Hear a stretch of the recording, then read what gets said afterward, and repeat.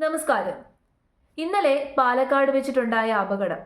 ആ അപകട വാർത്ത കേട്ട സമയത്ത് ഞാൻ ആദ്യം ആലോചിച്ചത് ഈ ഒരു കാര്യത്തിൽ ആരെ പഴിക്കണമെന്നാണ്. ആ ലോറിയുടെ ഡ്രൈവറെയാണോ?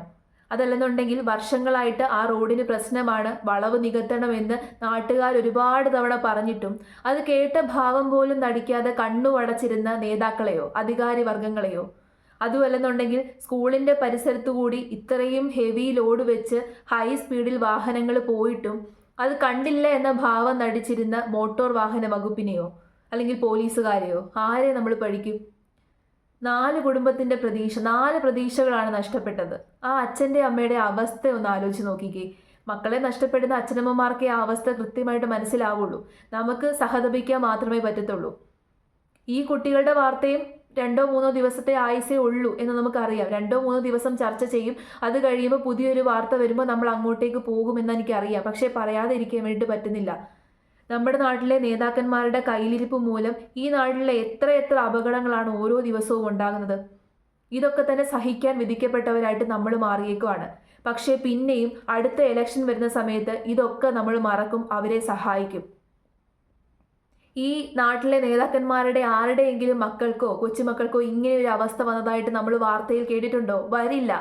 കാരണം നമ്മൾ കഷ്ടപ്പെട്ട് ജോലി ചെയ്ത് ആ പൈസ കൊണ്ട് അവരെ നമ്മൾ പോറ്റിക്കൊണ്ടിരിക്കുകയാണ്, പൊന്നു പോലെ നോക്കിക്കൊണ്ടിരിക്കുകയാണ്. എന്നിട്ട് അവസാനം നമുക്ക് എന്തെങ്കിലും തിരിച്ചു കിട്ടുന്നുണ്ടോ ചോദിച്ചു കഴിഞ്ഞാൽ ഒന്നും തിരിച്ചു കിട്ടുന്നില്ല. മുഴുവൻ അഴിമതി മാത്രം. നമുക്ക് ഇങ്ങനെ കഷ്ടപ്പെടാം, ഓരോ ദിവസവും കഷ്ടപ്പെടാം. ഇങ്ങനെ ഓരോ അപകടങ്ങൾ വരുന്നു. ഇപ്പോൾ വീട്ടിൽ കിടന്നുറങ്ങാൻ പറ്റത്തില്ല, നാട്ടിലിറങ്ങി നടക്കാൻ പറ്റത്തില്ല, റോഡിലൂടെ വണ്ടി ഓടിച്ച് പോകാൻ പറ്റത്തില്ല, റോഡിൻ്റെ സൈഡിൽ കൂടെ പോലും നടക്കാൻ പറ്റാത്ത അവസ്ഥയായി. ഇനി വല്ല കാട്ടിലും പോയി ഒളിച്ചിരിക്കാം നമുക്ക്. അതേ നിവൃത്തിയുള്ളൂ. ഇപ്പം ടി വി വെക്കാൻ പറ്റത്തില്ല കേട്ടോ. ഇന്ന് രാവിലെ ഒന്നും ടി വി വെക്കാൻ പറ്റത്തില്ല. കാരണം നമ്മുടെ നാട്ടിലെ കുറേ കഴുകന്മാരുണ്ടല്ലോ, ആ കഴുകന്മാർ പോയിട്ടുണ്ട് അവരുടെ വീട്ടിലേക്ക്. നെഞ്ചു തല്ലിക്കരയുന്ന അച്ഛൻ്റെ അമ്മയുടെയും അണ്ണാക്കിലോട്ട് വരെ മൈക്കും പിടിച്ചുകൊണ്ട് ചെന്ന് ക്യാമറയും പിടിച്ചുകൊണ്ട് ചെന്നിട്ട് അതെടുത്ത് വിൽക്കാൻ വേണ്ടിയിട്ട് ഇറങ്ങിയിരിക്കുന്ന കുറേ കഴുകന്മാരുണ്ട്. പതറ്റിക്കായിട്ടാണ് എനിക്ക് ഫീൽ ചെയ്യുന്നത് ഇത്തരത്തിലുള്ള കാര്യങ്ങൾ കേൾക്കുമ്പോൾ. നമുക്കൊന്നും ചെയ്യാൻ പറ്റുന്നില്ലല്ലോ. ഇങ്ങനെ പ്രതികരിക്കാൻ മാത്രമേ പറ്റുന്നുള്ളൂ. ഇങ്ങനെ പ്രതികരിക്കുമ്പോഴും എനിക്കറിയാം ഈ പ്രതികരണത്തിന് ഈ ഒരു ദിവസത്തെ മാത്രമേ ആയുസുള്ളൂ എന്ന്.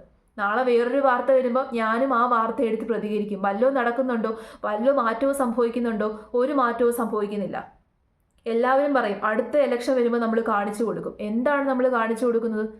ഈ അപകടങ്ങളൊക്കെ തന്നെ നമ്മൾ മറന്ന് ഏതെങ്കിലും ഒരു പൊട്ടനെ അധികാരം ഏൽപ്പിക്കും. എന്നിട്ട് ആ പൊട്ടൻ കയറി അധികാരത്തിൽ കയറി ഇരുന്നിട്ട് പിന്നെ ആ പൊട്ടൻ്റെ ഇത് കണ്ട് നമ്മൾ സഹിക്കണം. അവർ നടത്തുന്ന അഴിമതിയും അവരുടെ കയ്യിലിരിപ്പ് മൂലം എല്ലാ കാര്യങ്ങളും നമ്മൾ സഹിച്ച് പിന്നെ അടുത്ത 5 വർഷം ഇങ്ങനെ മുന്നോട്ട് തള്ളിക്കൊണ്ട് പോകും. അപ്പോഴും നമ്മൾ പറയും ഇനി അടുത്ത ഇലക്ഷൻ വരുമ്പോൾ നമ്മൾ എന്താണ് കാണിച്ചു കൊടുക്കുമെന്ന്. ഒന്നും കാണിച്ചു കൊടുക്കാൻ പോകുന്നില്ല. ഇത് തന്നെ സ്ഥിരം പരിപാടി. എല്ലാം ചെയ്തതിന് ശേഷം വോട്ട് തരാമെന്ന് പറയണം. അങ്ങനെ ആരും പറയുന്നില്ലല്ലോ. ഇലക്ഷൻ കഴിഞ്ഞിട്ട് ചെയ്തു തരാമെന്നല്ലേ പറയുന്നേ. ഇലക്ഷൻ കഴിഞ്ഞിട്ട് കുറേ ചെയ്തു തരും. എന്നാലും ഇവിടുത്തെ മാധ്യമപ്രവർത്തകർക്കൊക്കെ ഒരു മനസാക്ഷിയില്ലെന്ന് ഞാൻ ആലോചിക്കുവാണ്. എല്ലാ വാർത്തകളും റിപ്പോർട്ട് ചെയ്യണം, അത് സത്യമാണ്. പക്ഷേ എന്നാലും കുറച്ച് മനസാക്ഷി കാണിച്ച് ഒരു ലിമിറ്റ് വെച്ചിട്ട് വേണം റിപ്പോർട്ട് ചെയ്യാൻ, ഇത്തരത്തിലുള്ള വാർത്തകളൊക്കെ റിപ്പോർട്ട് ചെയ്യുന്ന സമയത്ത്. ഇനി കുറച്ച് അധികാരികൾ അങ്ങോട്ടേക്ക് ചെല്ലും, കണ്ണീരൊലിപ്പിക്കും, ആ കുടുംബങ്ങളെ എല്ലാം പോയി കാണും. കണ്ടു കഴിയുമ്പോഴത്തേനും അവരുടെ ഉത്തരവാദിത്തം തീരും. എത്രയൊക്കെ കേട്ടാലും കണ്ടാലും ഒരു അപകടം വരാതെ ഇവരുടെ ആരുടെയും കണ്ണു തുറക്കില്ല. അത് അപകടാവസ്ഥയിലാണ്, അപകട ഭീഷണിയിലാണ് എന്നൊക്കെ പറഞ്ഞു കഴിഞ്ഞാലും ഇവരാരും ഒന്നും ചെയ്യത്തില്ല. ഒരു അപകടം വരണം, ഇതുപോലെ എന്തെങ്കിലുമൊക്കെ സംഭവിക്കണം. ഇനിയിപ്പം ഇത് സംഭവിച്ചു കഴിഞ്ഞാലും അത് ശരിയാക്കുമെന്ന് ചോദിച്ചു കഴിഞ്ഞാൽ ഇല്ല. പിന്നെ നമ്മളിങ്ങനെ വർഷങ്ങൾ കാത്തിരിക്കേണ്ടി വരും. ഇനി ഇങ്ങനെ പല അപകടങ്ങൾ ഇങ്ങനെ നടക്കണം. എന്നിട്ട് രായ്ക്ക് രാമായണം വന്ന് എന്തെങ്കിലുമൊക്കെ കാട്ടിക്കൂട്ടിയിട്ട് അവരങ്ങ് തിരിച്ചു പോകും. പറയുന്നതോ എല്ലാം ചെയ്തു തന്നു. മുഖ്യമന്ത്രി കുറച്ച് നാളുകൾക്ക് മുമ്പ് ഒരു വാർത്താ സമ്മേളനത്തിൽ പറയുന്നത് ഞാൻ കേട്ടതാണ്. അമേരിക്കൻ നിർമ്മിതിയിലുള്ള റോഡുകളാണ് ഇവിടെ ഉള്ളതെന്ന്. അതിനേക്കാട്ടിലും സൂപ്പർ റോഡുകളാണ്, ഇന്റർനാഷണലി കാണുന്ന റോഡിനേക്കാട്ടിൽ മികവുറ്റ റോഡുകളാണ് നമ്മുടെ നാട്ടിലെന്ന്. ആ മികവുറ്റതിൻ്റെ ഇതാണ് ഇപ്പോൾ കണ്ടുകൊണ്ടിരിക്കുന്നത്. ഇങ്ങനെ വീമ്പ് പറയുന്ന സമയത്ത് ഒന്ന് ചിന്തിച്ചിട്ടൊക്കെ വീമ്പ് പറയണം. ഏതൊക്കെയോ കുടുംബങ്ങൾ പറഞ്ഞെന്നാണ് മുഖ്യമന്ത്രി പറഞ്ഞത്. നല്ല സൂപ്പർ റോഡുകളാണ് എന്തായാലും നമ്മുടെ നാട്ടിലുള്ളത്. എന്നാലും ഇത്രയും പറഞ്ഞു കഴിഞ്ഞ സമയത്ത് എനിക്കൊരു കാര്യം മനസ്സിലായി.